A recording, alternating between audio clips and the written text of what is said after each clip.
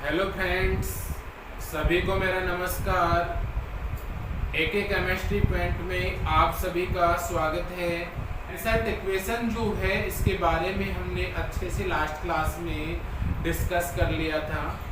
इसके पहले की जो क्लास थी उसमें हमने इलेक्ट्रोड पोटेंशियल के बारे में पढ़ा था कि इलेक्ट्रोड पोटेंशियल जो है क्या होता है।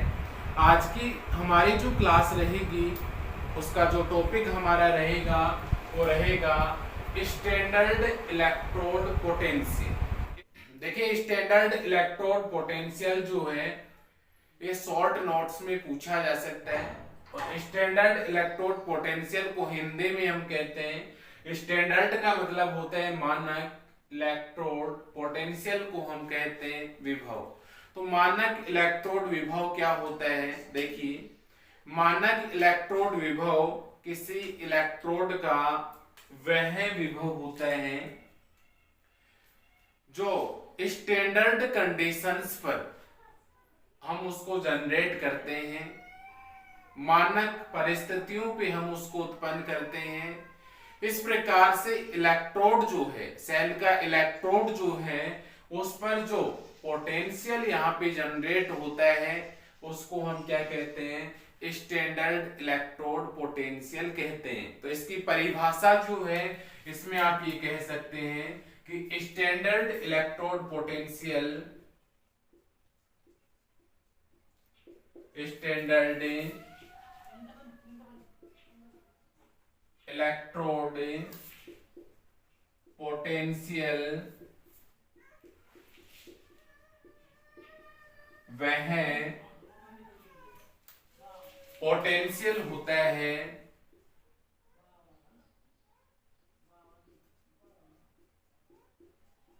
पोटेंशियल को हिंदी में हम कहते हैं विभव होता है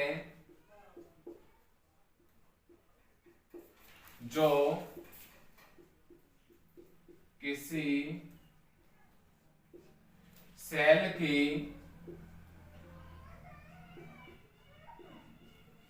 इलेक्ट्रोड के लिए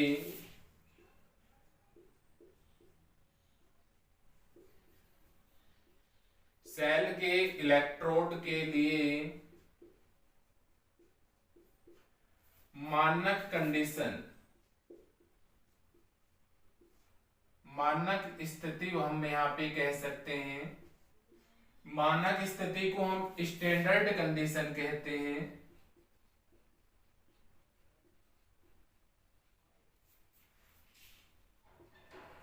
स्टैंडर्ड कंडीशन पर प्राप्त होता है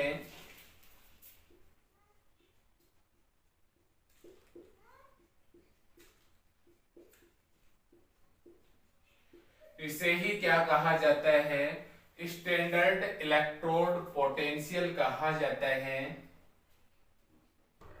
इसे ही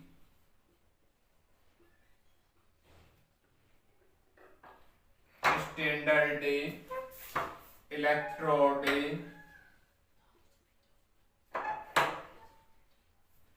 पोटेंशियल कहा जाता है। और स्टैंडर्ड इलेक्ट्रोड पोटेंशियल को मैंने आपको अभी बताया, हिंदी में इसको हम कहते हैं मानक इलेक्ट्रोड विभव। इसे ही स्टैंडर्ड इलेक्ट्रोड पोटेंशियल, मानक इलेक्ट्रोड विभव कहा जाता है। तो ये हमने यहाँ पे स्टैंडर्ड पोटेंशियल जो है, स्टैंडर्ड इलेक्ट्रोड पोटेंशियल जो है उसकी परिभाषा के बारे में जाना। इसको आप यहाँ से नोट डाउन कर सकते हैं। इसकी परिभाषा में आप यहाँ से लिख सकते हैं कि स्टैंडर्ड इलेक्ट्रोड पोटेंशियल वह पोटेंशियल विभव होता है जो किसी इलेक्ट्रोड के लिए स्टैंडर्ड कंडीशन पर प्राप्त होता है। इस प्रकार से हमें जो पोटेंशियल यहाँ पे प्राप्त होता है उस पोटेंशियल को ही क्या कहा जाता है, स्टैंडर्ड इलेक्ट्रोड पोटेंशियल के नाम से जाना जाता है। पोटेंशियल की परिभाषा यहाँ पे जानी, और यहाँ पे हमने बताया कि स्टैंडर्ड कंडीशंस पे यहाँ पे अप्लाई होता है। अब स्टैंडर्ड जो कंडीशंस हैं वो कौन कौन सी होनी चाहिए, मानक स्थितियां जो हैं वो कौन कौन सी होती हैं, उनका अध्ययन हम यहाँ पे करते हैं। तो ये इसकी परिभाषा जो है, इसका स्क्रीनशॉट यहाँ से आप जो है ले सकते हैं। मैं साइड में हो जाता हूँ। नेक्स्ट यहाँ पे देखिए, हम मानक कंडीशंस की बात करते हैं कि मानक जो कंडीशंस होती हैं वो कौन कौन सी होती हैं, जिस पर किसी सेल के इलेक्ट्रोड पर इलेक्ट्रोड पोटेंशियल जो है, स्टैंडर्ड इलेक्ट्रोड पोटेंशियल वो प्राप्त होता है। ठीक है, तो यहाँ पे हम स्टैंडर्ड कंडीशन यहाँ पे डिस्कस करेंगे। देखिए स्टैंडर्ड कंडीशन,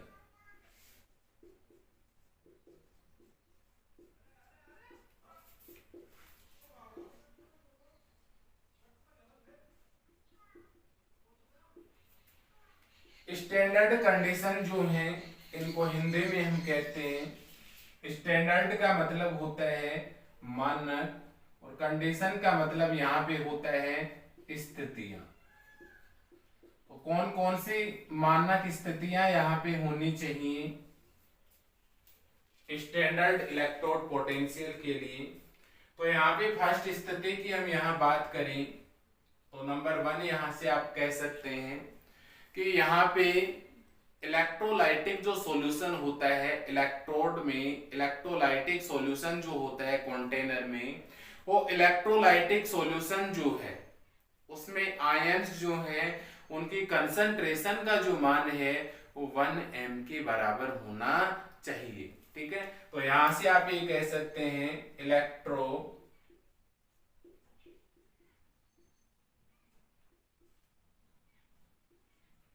इलेक्ट्रोड में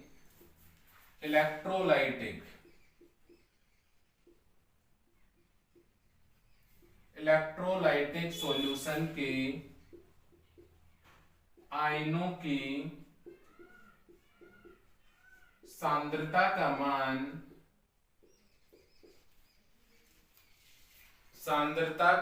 मान क्या होना चाहिए, 1 m होना चाहिए।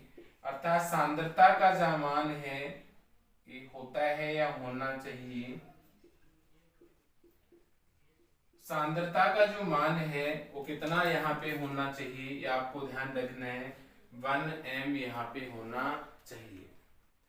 नंबर दूसरी कंडीशन की यहाँ पे हम बात करें तो नंबर 2 यहाँ से आपको ध्यान रखना है। दूसरी बात यहाँ पे ध्यान रखना आपको कि इलेक्ट्रोलाइटिक सॉल्यूशन जो होता है उसमें गैसीय पार्टिकल्स जो होते हैं उनका प्रेशर जो है वो 1 बार के बराबर होना चाहिए। तो यहां से आप लिख सकते हैं इलेक्ट्रोलाइटिक सॉल्यूशन में गैसीय पार्टिकल्स जो होते हैं, गैसीय कण जो होते हैं उनका दाब 1 atm होना चाहिए। दाब का जो मान है वो कितना होना चाहिए, 1 atm होना चाहिए।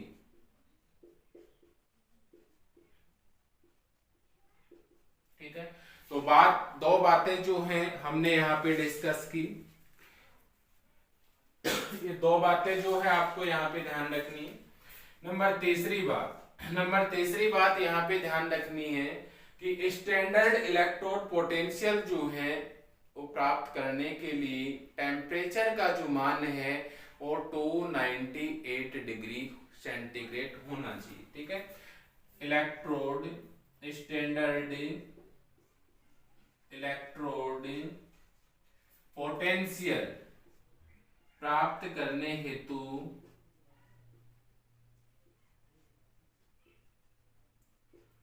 ताप का मान, अर्थात यहां से हम कह सकते हैं टेम्परेचर जो है वो कितना होना चाहिए, 298 डिग्री सेंटीग्रेड यहाँ पे टेम्परेचर का जो मान है वो होना चाहिए। अब देखिए स्टैंडर्ड इलेक्ट्रोड पोटेंशियल जो होता है, इसमें आप नंबर 4 पॉइंट यहां से लिख सकते हैं कि इसे, या ये लिख सकते हैं मानक इलेक्ट्रोड विभव को हम, या इसे हम E नोट से प्रदर्शित करते हैं।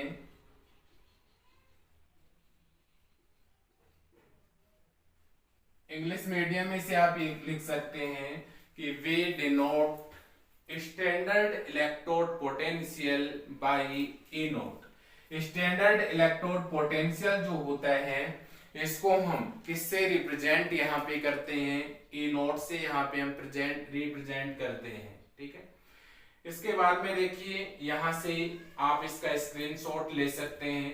तो स्टैंडर्ड इलेक्ट्रोड पोटेंशियल प्राप्त करने के लिए 4 कंडीशंस यहाँ पे मैंने आपको बताई। नंबर 1, इलेक्ट्रोड में इलेक्ट्रोलाइटिक सॉल्यूशन जो होता है पात्र में, उस इलेक्ट्रोलाइटिक सॉल्यूशन में आयंस की कंसंट्रेशन का मान 1 m होना चाहिए। नंबर 2, इलेक्ट्रोलाइटिक सॉल्यूशन में गैसीय पार्टिकल जो होते हैं उनके दाब का जो मान है वो 180 m बार के बराबर होना चाहिए। नंबर 3, इलेक्ट्रोलाइटिक सॉल्यूशन जो होता है जिसमें इलेक्ट्रोड स्टैंडर्ड इलेक्ट्रोड पोटेंशियल जो होता है वो प्राप्त करने के लिए टेम्परेचर का जो मान है वो 298 डिग्री सेंटीग्रेड होना चाहिए। और स्टैंडर्ड इलेक्ट्रोड पोटेंशियल जो होता है इसे हम किससे प्रदर्शित करते हैं, ए नोट से प्रदर्शित यहाँ पे किया जाता है।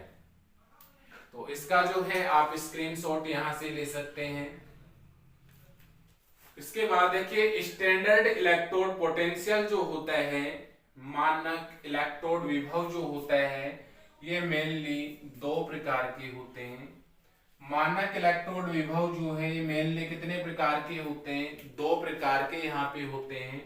एक होता है ऑक्सीडेशन स्टैंडर्ड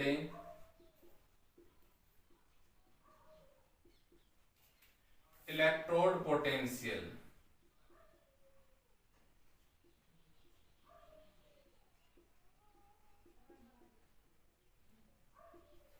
और दूसरा जो होता है वो यहां पे होता है reduction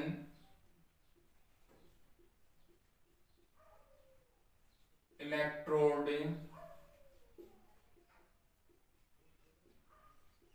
potential. Oxidation standard electrode potential जो है इसको हम इस प्रकार से यहाँ पे रिप्रेजेंट करते हैं। देखिए ई नोट हो गया, यहाँ से ऑक्सीडेशन हो गया। अब जैसे यहाँ पे ऑक्सीडेशन होगा तो क्या होगा, जैसे मैंने आपको यहाँ बताया ये कोई भी मेटल है, सॉलिड है, ऑक्सीडेशन होगा तो यहाँ से M एक्वस का फॉर्म करेगा और प्लस N और प्लस यहाँ से N इलेक्ट्रॉन यहाँ से रिलीज होंगे।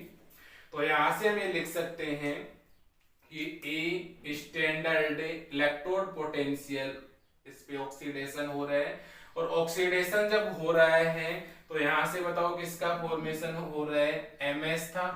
ठीक है, ये MS, और MS जो है इससे किसका फॉर्मेशन यहाँ पे हो रहा है, MS से किसका फॉर्मेशन हो रहा है, M एक्वस और प्लस N का यहाँ पे क्या हो रहा है, फॉर्मेशन।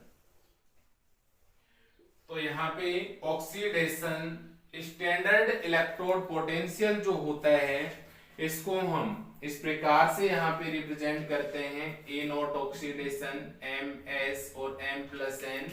इसी प्रकार जब यहाँ पे रिडक्शन की प्रोसेस संपन्न होगी, और रिडक्शन की प्रोसेस संपन्न होगी तो यहाँ से क्या होगा, M एक्वस जो था M प्लस N, ये N इलेक्ट्रॉन यहाँ से ग्रहण करता है और N इलेक्ट्रॉन यहाँ से ग्रहण करके MS सॉलिड का फॉर्मेशन करता है। इस प्रोसेस को हम क्या कहते हैं, रिडक्शन कहते हैं। तो ये ऑक्सीडेशन की प्रोसेस यहाँ पे हो रही है और ये क्या है, रिडक्शन की प्रोसेस यहाँ पे हो रही है। तो यहाँ से इसको हम ये लिख सकते हैं, यहाँ से इसको ये लिख सकता हूं मैं, ई नोट, ये आपका क्या हो गया, रिडक्शन हो गया। अब यहां से क्या हो रहा था, m प्लस n एक्वस था, ठीक है। और ये लास्ट में किस में कन्वर्ट हो रहे हैं, इलेक्ट्रॉन को ग्रहण करके ms का यहाँ पे क्या कर रहे हैं, फॉर्मेशन यहाँ पे कर रहा है। तो इस प्रकार से हम एक सेल का फॉर्मेशन यहाँ पे होता है। इस सेल को क्या कहा जाता है, रिडक्शन इलेक्ट्रोड पोटेंशियल। तो यहाँ से दो प्रकार की परिभाषा आप यहाँ से कह सकते हो। ऑक्सीडेशन स्टैंडर्ड इलेक्ट्रोड पोटेंशियल किसे कहोगे, ऑक्सीडेशन मानक इलेक्ट्रोड विभव वह इलेक्ट्रोड विभव होता है जो ऑक्सीडेशन प्रोसेस के कारण संपन्न होता है। इस प्रकार का इलेक्ट्रोड विभव जो होता है उसको हम क्या कहते हैं, ऑक्सीडेशन स्टैंडर्ड इलेक्ट्रोड पोटेंशियल कहते हैं। तो यहां से इसकी परिभाषा में आप अगर लिखना चाहें तो लिख सकते हैं, वह इलेक्ट्रोड पोटेंशियल जो स्टैंडर्ड कंडीशन में स्टैंडर्ड कंडीशन को हम हिंदी में कहते हैं मानक स्थिति। मानक स्थितियों में ऑक्सीडेशन मतलब ऑक्सीकरण प्रक्रिया के कारण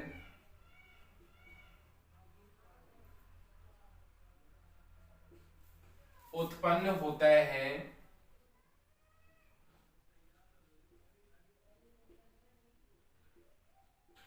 क्या कहा जाता है, ऑक्सीडेशन स्टैंडर्ड इलेक्ट्रोड पोटेंशियल कहा जाता है। इसी प्रकार यहां से हम रिडक्शन इलेक्ट्रोड पोटेंशियल की बात करें तो रिडक्शन इलेक्ट्रोड पोटेंशियल किसे कहोगी, वह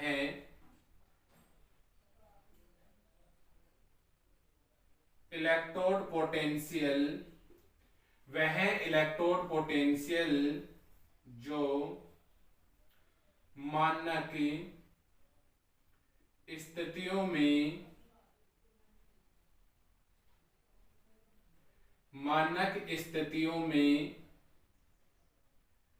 अपचयन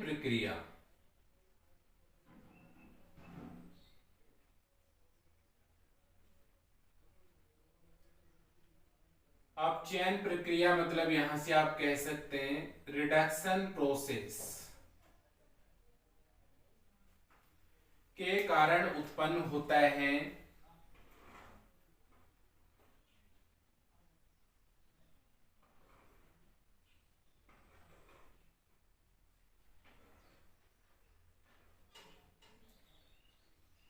उसे ही रिडक्शन इलेक्ट्रोड पोटेंशियल अपचयन मानक इलेक्ट्रोड विभव कहा जाता है। तो ये हमारा छोटा सा जो टॉपिक था स्टैंडर्ड इलेक्ट्रोड पोटेंशियल, मानक इलेक्ट्रोड विभव क्या होता है। इस पेज का आप यहां से स्क्रीनशॉट जो है वो ले सकते हैं। उन्हें शॉर्टकट में आपको बताऊं कि मानक इलेक्ट्रोड विभव क्या होता है। देखिए प्यारे विद्यार्थियों, मानक इलेक्ट्रोड विभव किसी इलेक्ट्रोड का वह विभव होता है जो मानक स्थितियों में उत्पन्न होता है, मानक इलेक्ट्रोड विभव कहलाता है।